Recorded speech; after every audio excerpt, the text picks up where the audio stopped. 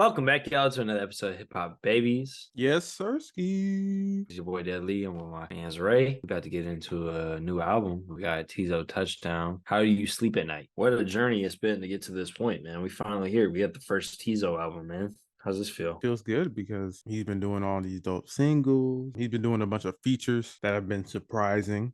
All types of different sounds, different artists. So he's showing his versatility ahead of time, right? Yep. So I was like, okay, what is he gonna bring to this album? And what did he bring? We got a new genre, referred to affectionately as rock and boom. Teezo's stamp on the alternative scene. There's no rap on here. I was kind of expecting it to have a little bit. I like the fusion of the rock and R&B. Let's break it down. Let's get into it because I thought it was pretty interesting. Even though we didn't have any rap and I didn't think it got too deep at all. This album wanted to touch on a lot of things, and because it wasn't a rap album at all, I don't think it was able to get into it deep enough for a lot of the subjects. One subject stands out in particular is the neighborhood song. That would probably be the one that I would say has the greatest lyrical value to it, and I still don't think that it's that deep.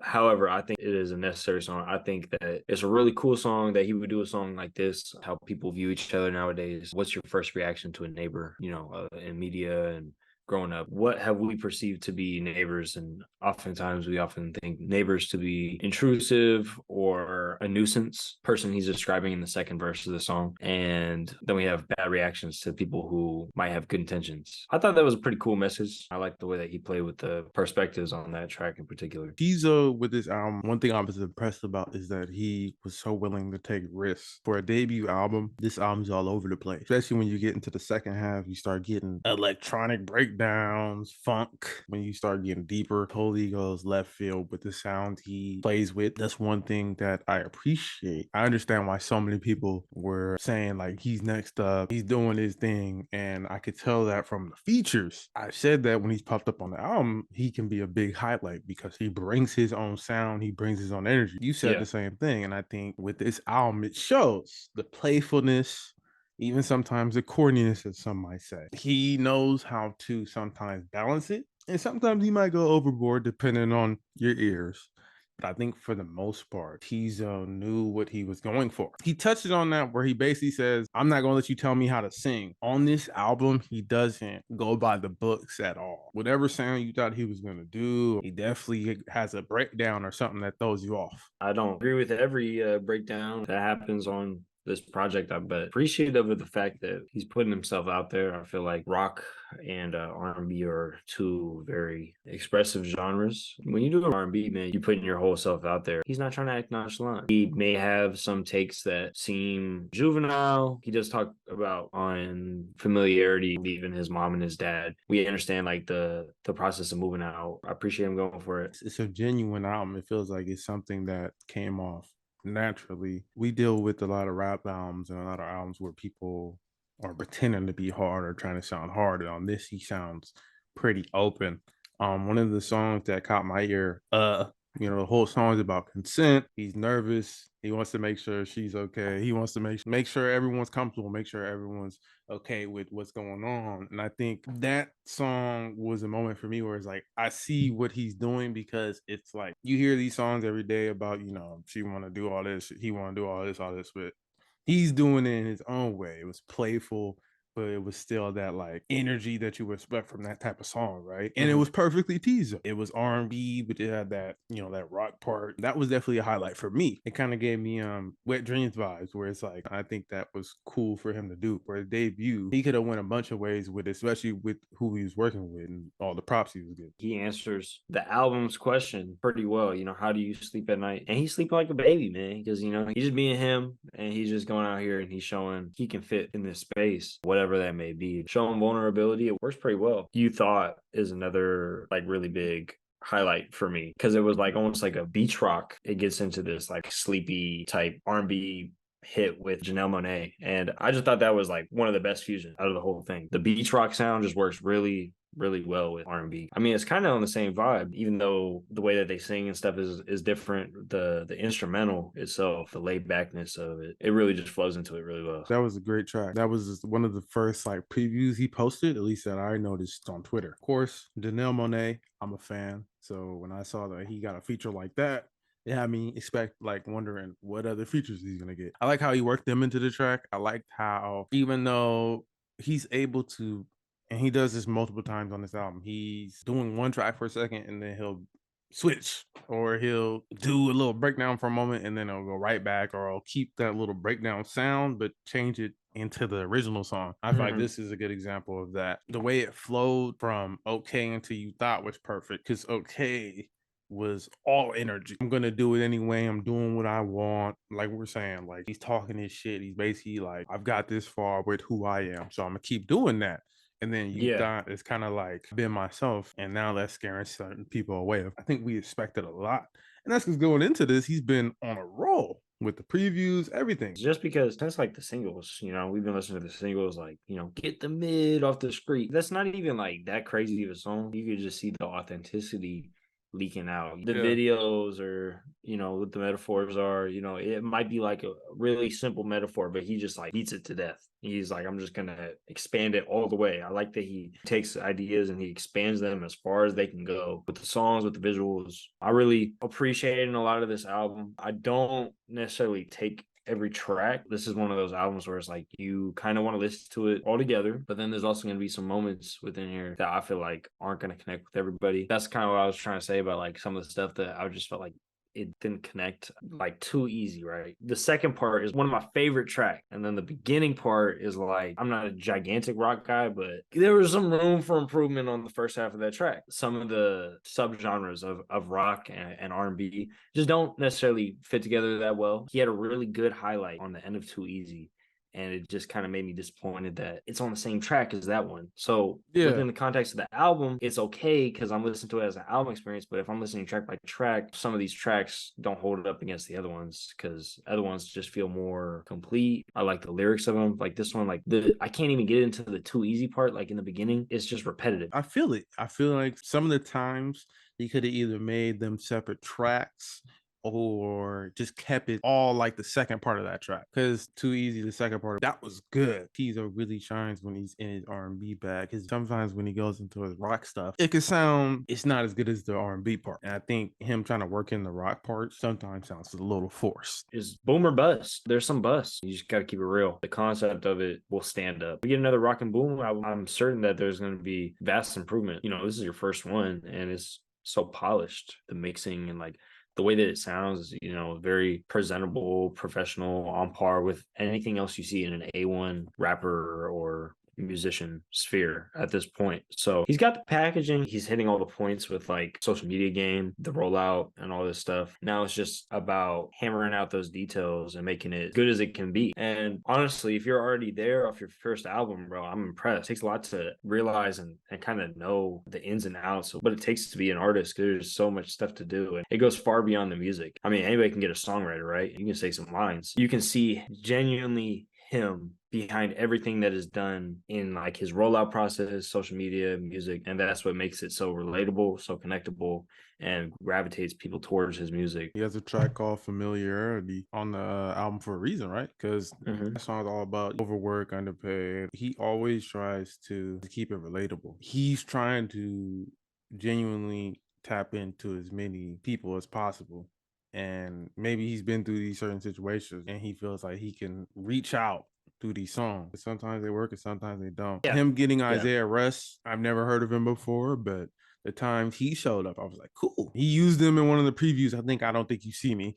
He popped up a lot in that one. This is someone I never heard of, and they have their own unique sound. He's obviously rolling with Teezo, right? Even if sometimes with like songs like Mood Swings and stuff like that, where he has moments where I'm like, okay, even for me, this might be a little over the top. I know for the most part, it's not like, dang, like the whole album or the whole song was like that. There's like a little part where he's being extra. Like you said, he's going to go as far as he can sometimes. Through situations, like songs, on certain situations. Most of the time it hits.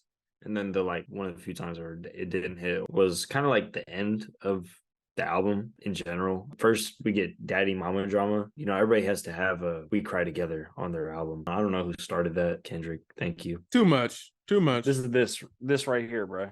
Scaring the hoes, bro. And then The Stranger, kind of like what he was doing with like the sound of Stranger. I was just like, nah, bro. It's crazy though, because even though I'm agreeing with you, those tracks were my low light to the album. It's still the vibe of the album. Like it gives that playfulness, that kid like energy. You know, we talk about Teezo and the way he's presented himself, nails in his hair, the pads on, everything. These songs, if he's gonna continue to do them, if there is room for growth, that's where it is. You're pulling from funk.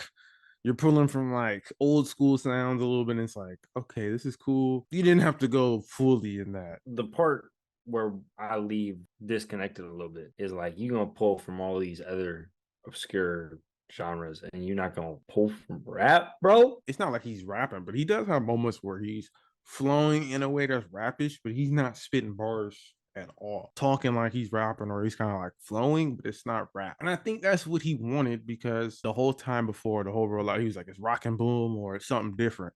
I think he wanted to bridge himself from the rap, because even though he's worked with rappers and stuff, he kind of did start to work with other artists who obviously weren't fully rap. They're obviously in the alternative scene, right? I think he went for that on purpose, and maybe that's why some of these songs he's going fully left field. But I wasn't looking for like a rap track on here. I wasn't necessarily. I'm just saying, if you're gonna give me an EDM breakdown, give me a 16, bro. I'm here too, you know. A lot of your fans are rap fans, so you know, hey, whatever, man. You know, if you don't want to be Drake and you don't want to please everybody, actually more power to you, bro. Some of the genre that he pulled from, it was just like not the best version of it. Like it felt generic, or it just felt misplaced. Didn't feel like it flowed with the rest of it, because a lot of it worked very well. Big highlight is the mixing of this project. It was good. Like good. I just wanted that to be known. I'm genuinely impressed with this album. I think with Teezo, I can see him pulling from electronic maybe more. You know, it's just it didn't work when he did it on the original. It was better to me. But I could see him working with artists like that. Just maybe refine it more. I think if he wants to connect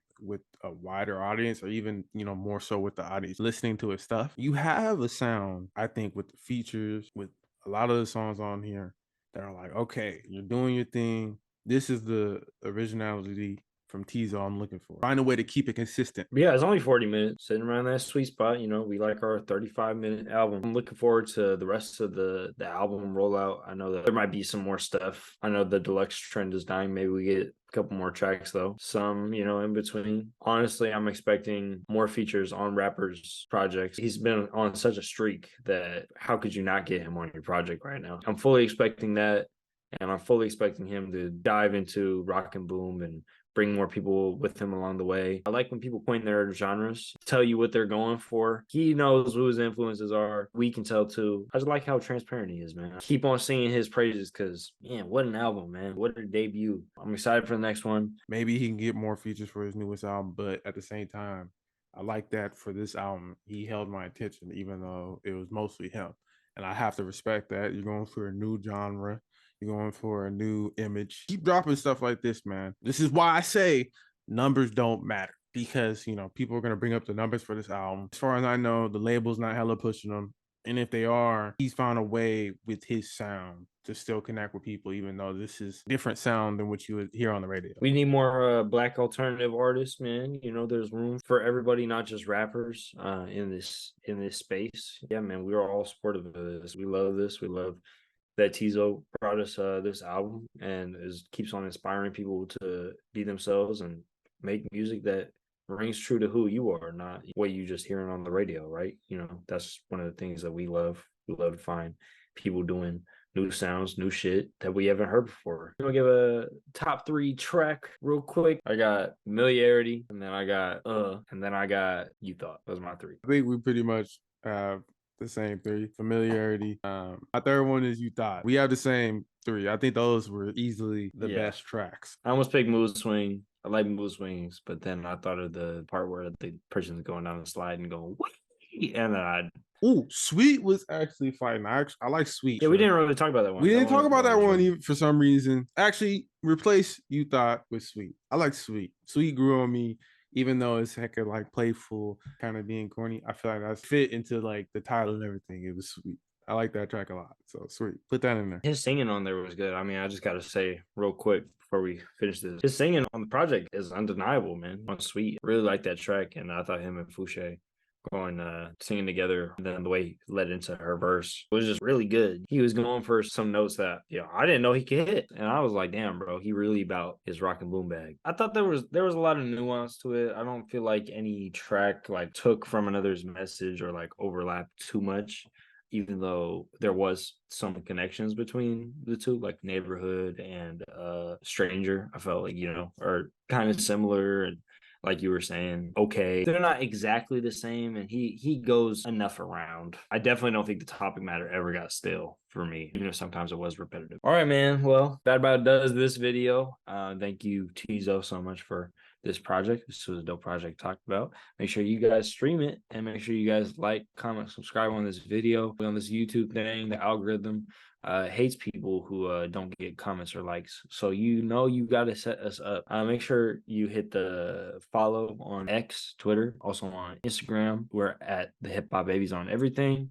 And you know what, man? We appreciate y'all for checking out this video, bro. Thank you, Teezo. With that being said, peace.